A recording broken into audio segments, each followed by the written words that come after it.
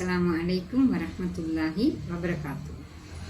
சூரா அல் பக்ரா குர்ஆனிய சிந்தனை தஃப்சீரிலிருந்து தொடர். இன்று 49வது வசனத்திலிருந்து கவனிப்போம். இறை தூதை பெறும் பனு இஸ்ராயில் சமூகம். ஒரு சர்வாதிகார கொடுங்கோல் ஆட்சியாளனின் கீழ் இழிவுற்று அடிமைப்பட்டு போயிருந்த யூத சமூகம் வேதம் பெற்ற சமூகமாக உயர்த்தப்பட்டமையே இவ்வசனங்கள் விளக்குகின்றன. அந்நிலையிலும் அந்த சமூகம் இப்பேரருளை புரிந்து கொள்ளாது பெரும் குற்றங்களை புரிந்தமையையும் அப்போதும் இறைவன் மன்னித்து அச்சமூகத்தை வளர்க்க முற்பட்டமையையும் இவ்வசனங்கள் சொல்கின்றன. நிகழ்கால யூதர்களை நோக்கி பேசும் இவ்வசனங்கள் இந்த வரலாற்று உண்மைகளை நினைவில் கொண்டு வருமாறு வேண்டி மீண்டும் மீண்டும் பழைய தவறுகளிலேயே விழாது இவ்விறுதி தூதை ஏற்று அத்தூதின் முன்னணியில் நின்று உழைக்குமாறு உணர்த்துகின்றது. இப்போது இந்த இறை வசனங்களை சற்று விரிவாக விளங்க முயல்வோம். வயது நஜ்ஜைனாக்கும் மின் ஆலி ஃபிர்அவுன யசூமூனக்கும் சூஅல் அதாபி யுதப்பிஹூன அபுனாஅக்கும் வயஸ்தஹ்யூன நிசாஅக்கும் வஃபீ தாலிக்கும் பலாஉம் மிர் ரப்பிக்கும் அலீம். ஃபிர்அவுனின் கூட்டத்தாரிடமிருந்து உங்களை நாம் விடுவித்தோம். அச்சந்தர்ப்பத்தை நினைவு கூறுங்கள். அவர்கள் உங்களை மிக மோசமாக கொடுமைப்படுத்தி வந்தார்கள். உங்களில் ஆண் மக்களை கொன்றொடித்து பெண்களை உயிருடன் விட்டு வைத்தார்கள். அது உங்களுடைய இறைவனிடமிருந்து வந்த பெரும் சோதனையாக அமைந்தது. வசனம் 49.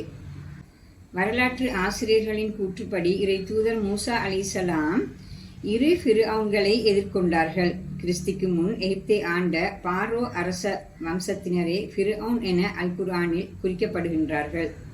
முதலாம் அவன் இரண்டாம் ரம்சீஸ் ஆவான். மூசா அலைஹிஸ்ஸலாம் எகிப்தில் வாழ்ந்த போது எகிப்தை ஆண்ட மன்னன் இவன் ஆவான். இவன் கிறிஸ்துக்கு முன் 1301 தொடக்கம் 1235 வரை ஆட்சி செய்தவனாவான். இரண்டாம் அவன் முன்ஃபத்தா. மூசா அலைஹிஸ்ஸலாம் மத்தியனிலிருந்து திரும்பி நபியாக வந்த போது எகிப்தின் மன்னனாக இருந்த இவனையே அவர்கள் எதிர்கொண்டார்கள். இவன் கிறிஸ்துக்கு முன் 1235 தொடக்கம் 1225 வரை ஆண்டவனாவான். எகிப்தின் சுதேச குடிகள் அல்லாத யூதர்களை பாரோ மன்னர்கள் கொடுமைப்படுத்தினர், அடிமைகளாக கொண்டனர், மிக கடினமான இழி தொழில்களை செய்ய நிர்பந்தித்தனர்.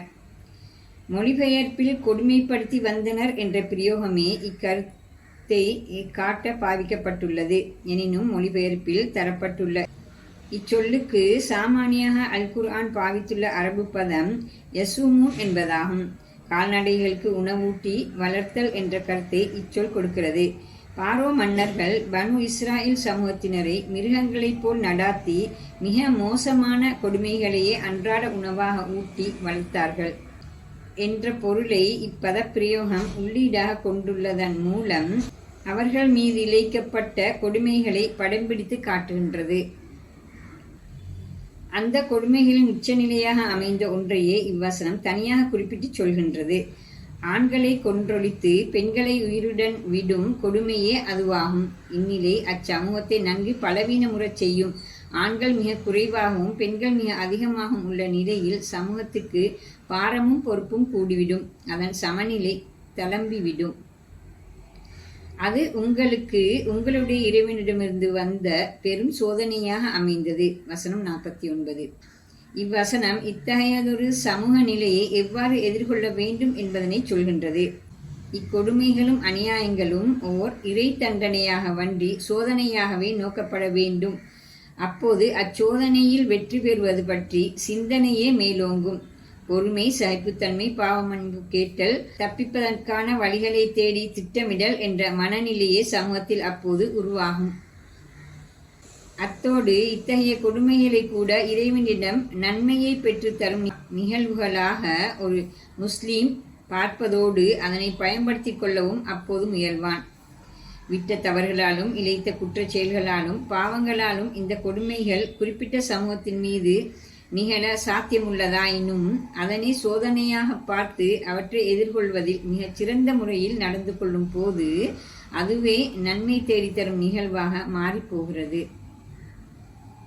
கொடுமைகளும் அநியாயங்களும் நிகழும் போது உள்ளம் விழித்து கொள்ள வேண்டும். அது நான் சோதனையை கடந்து செல்கிறேன் என்ற உணர்வை பெற வேண்டும். இவ்வாறு பிரச்சினைகளை எதிர்கொள்ளும் போது துன்பமும் நோவதில்லை. வேதனை தரும் துன்ப நிகழ்வுகள் அப்போது பொறுமையையும் நுணுக்கமாக திட்டமிடும் அறிவையும் சகிப்புத்தன்மையையும் தரும். இறைவனிடம் பிரார்த்தனை புரிந்து மன்றாடல், மன்னிப்பு கேட்டல் என்ற ஆன்மீக நெருக்கத்தையும் அது ஏற்படுத்தும். இவ்வாறு சோதனைகளும் துன்பங்களும் கஷ்டங்களும் நிறைந்த ஒரு சூழலிலும் ஒரு சமூகம் தன்னை மன உறுதியும் இறை நெருக்கமும் கொண்ட சமூகமாக கட்டியெழுப்பிக் கொள்ள முடியும் என்ற கருத்தை யூதர்களின் இந்த வரலாற்று நிகழ்வு ஊடாக விளங்கிய அத்தியாயம் அடுத்து எவ்வாறு யூதர்கள் அக்கொடுங்கோல் மன்னர்களின் அடக்குமுறையிலிருந்து மீண்டார்கள் என சொல்கிறது. வயது ஃபரக்னா பிகுமுல் பஹ்ர ஃபஅன்ஜைனாக்கும் வ அக்ரக்னா ஆல ஃபிர்அவுன வ அன்தும் தன்துரூன். உங்களுக்காக கடலை பிளந்து உங்களை காப்பாற்றி நீங்கள் பார்த்து கொண்டிருக்கையிலேயே ஃபிர்அவுனின் கூட்டத்தாரை நாம் மூழ்கடித்தோம். அந்த சந்தர்ப்பத்தை நினைவு கூறுங்கள். வசனம் 50. யூதர்கள் மத்தியில் தோன்றிய ஓர் உன்னத நபி தலைவரே மூசா அலைஹிஸ்ஸலாம் அவர்கள். அவர் அம்மன்னனோடு சாத்வீகமாக போராடுகிறார்.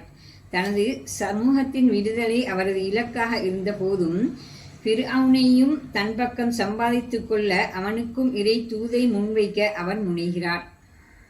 மூசா அலைஹிஸ்ஸலாம் அவர்களின் நேர்மையான உண்மையான வாதங்களுக்கு முன்னால் உண்மையில் ஃபிர்அவுன் தோற்று போகிறான். எனினும் சர்வாதிகாரிகள் தங்களது ஆணவத்தையும் மமதையையும் விட்டு கீழிறங்கி வந்த வரலாறு கிடையாது. மூசா அலைஹிஸ்ஸலாம் அவர்களின் பிரச்சாரத்தில் காணப்படும் சத்தியத்தால் தனது சமூகம் கவரப்பட்டுவிடக் கூடாது என்பதற்காக ஃபிர்அவுன் மூசா அலைஹிஸ்ஸலாம் அவர்களுக்கு எதிரான மிக தந்திரமான பிரசாரங்களை மேற்கொண்டு தன் சமூகத்தை தன் பக்கம் வைத்துக் கொள்வதில் வெற்றி பெறுகிறான். இறுதியில் ஃபிர்அவுன் மூசா அலைஹிஸ்ஸலாம் அவர்களுக்கு எதிரான வன்முறையை பயன்படுத்த முனைகிறான். இப்போது மூசா அலைஹிஸ்ஸலாம் தனது இறுதிக்கட்ட வேண்டுகோளுக்கு வருகிறார். பனு இஸ்ராயில் என்ற தனது சமூகத்தை தன்னோடு அழைத்து செல்ல விட்டுவிடுமாறு வேண்டுகிறார். ஃபிர்அவுன் அதனை ஏற்றுக்கொள்ளவில்லை. இந்நிலையில் மூசா அலைஹிஸ்ஸலாம் மிகவும் இரகசியமாக தனது சமூகத்தை ஒன்று திரட்டி நாட்டை விட்டே ஓடிவிட எல்லா ஏற்பாடுகளையும் செய்கிறார். சமூகத்தோடு மூசா அலைஹிஸ்ஸலாம் ஓடிவிடவும் செய்கிறார். இறுதி கட்டத்தில் இத்திட்டத்தை அறிந்து கொண்ட ஃபிர்அவுன் தன் படைகளோடு மூசா அலைஹிஸ்ஸலாம் அவர்களை விரட்டிச் செல்கிறான். ஓடிச் சென்ற மூசா அலைஹிஸ்ஸலாம் அவர்களும் அவரது சமூகத்தினரும் முன்னால் கடலையும் பின்னால் ஃபிர்அவுனின் படையையும் எதிர்கொள்ளும் சூழல் ஏற்படுகிறது. இனி என்ன? மீண்டும் பயங்கர அழிவுக்கும் ஃபிர்அவுனின் அடிமை விலங்குகள் பூட்டப்படும் நிலைக்கும் உட்படுவதா என்ற நிலையில் பனு இஸ்ராயில் சமூகம் காப்பாற்றப்படுகிறது. அதுவரையில் பூரண பலத்தோடும் எல்லாவித அதிகாரத்தோடும் இருந்த ஃபிர்அவுனும் அவனது படையும் அழிந்து போகிறது. யாரும் கொஞ்சமும் எதிர்பார்க்காத இந்த அழிவு எவ்வாறு நிகழ்ந்தது? முன்னால் பனு இஸ்ராயில் கண்ட கடல் பிளந்தது. அவர்கள் நிலப்பகுதியில் நடந்து செல்வது போன்று கடலிடையே நடந்து அக்கறையை அடைந்தார்கள். பனு இஸ்ராயில் சமூகத்தை பிடித்து அழிப்பதிலேயே கவனமாக இருந்த ஃபிர்அவுனின் படையினரும் எதனையும் யோசிக்காமல் அக்கடல் வழியில் இறங்கினர். அதுவரை அமைதியாக இருந்த கடல் மூடிக்கொண்டது. இறை தூதுக்கு எதிராக திட்டமிட்டு போராடி வந்த அந்த சர்வாதிகாரியின் சகாப்தம் அந்த கடலோடு முடிந்து போகிறது. வரலாற்றின் இந்த கட்டமே இறைவனின் நேரடி தலையீடே யூதர்களை காத்தது. அடுத்த கரையிலிருந்து யூதர்கள் இந்த அற்புத காட்சியை கண்கூடாக பார்த்தார்கள். அது அவர்களது உள்ளங்களை தொட்டிருக்க வேண்டும். தமக்கு கிடைத்த நேரடி இறையருள் கண்டு அவர்கள் மிகுந்த நன்றியுள்ள மக்களாக மாறியிருக்க வேண்டும். இவ்வாறு இந்த வரலாற்று நிகழ்வு மூலமும் தொடர்ந்து வரும் நிகழ்வுகள் மூலமும் நிகழ்கால யூதர்களை விழித்து பேசி அவர்களை உணர்வு பெறச் செய்ய முயல்கிறது அல் குர்ஆன்.